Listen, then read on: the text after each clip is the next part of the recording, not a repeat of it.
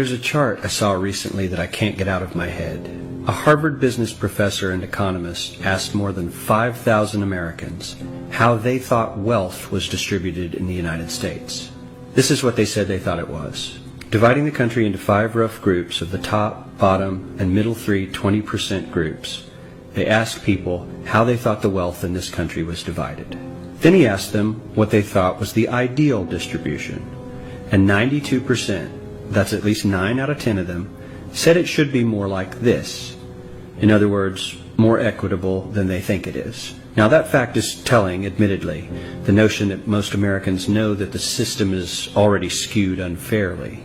But what's most interesting to me is the reality compared to our perception.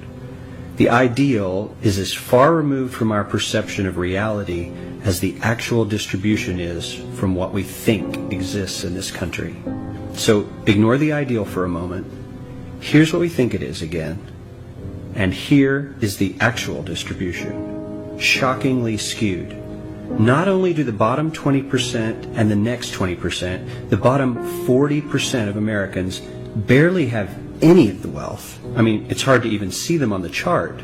But the top 1% has more of the country's wealth than 9 out of 10 Americans believe the entire top 20% should have. Mind-blowing. But let's look at it another way, because I find this chart kind of difficult to wrap my head around. Instead, let's reduce the 311 million Americans to just a representative 100 people. Make it simple. Here they are. Teachers, coaches, firefighters, construction workers, engineers, doctors, lawyers, some investment bankers, a CEO, maybe a celebrity or two. Now let's line them up according to their wealth. Poorest people on the left, wealthiest on the right, just a steady row of folks based on their net worth. We'll color code them like we did before based on which 20% quintile they fall into. Now let's reduce the total wealth of the United States, which was roughly $54 trillion in 2009, to this symbolic pile of cash. And let's distribute it among our 100 Americans. Well, here's socialism, all the wealth of the country distributed equally.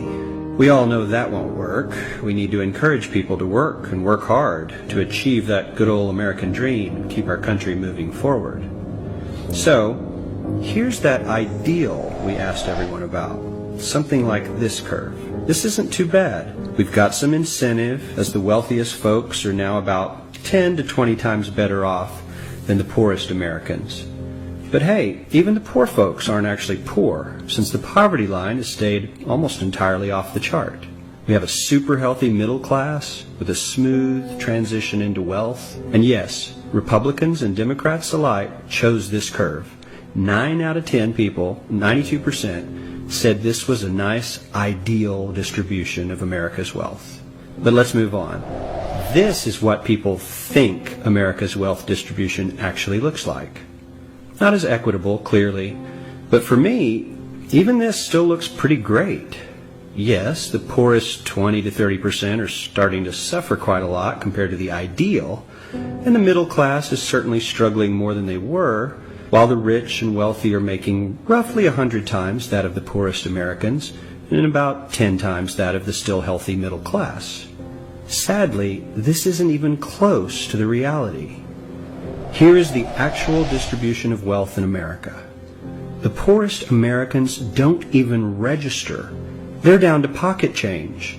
And the middle class is barely distinguishable from the poor.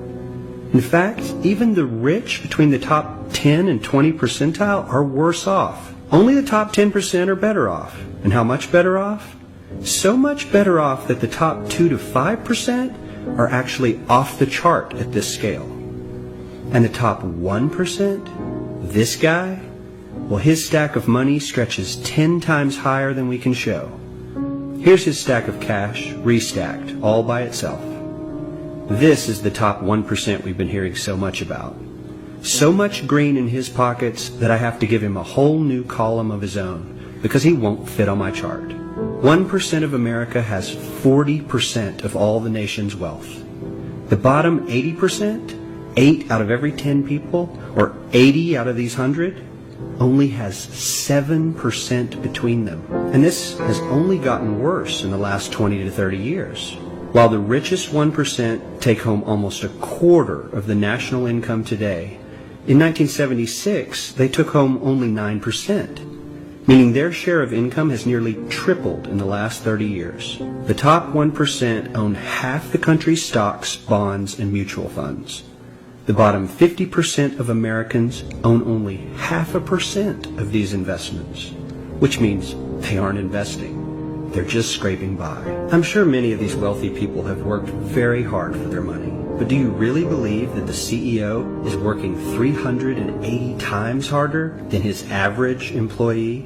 Not his lowest paid employee, not the janitor, but the average earner in his company. The average worker needs to work more than a month to earn what the CEO makes in 1 hour. We socialism to find something that is fair for hardworking Americans. We don't even have to achieve what most of us consider might be ideal. All we need to do is wake up and realize that the reality in this country is not at all what we think it is.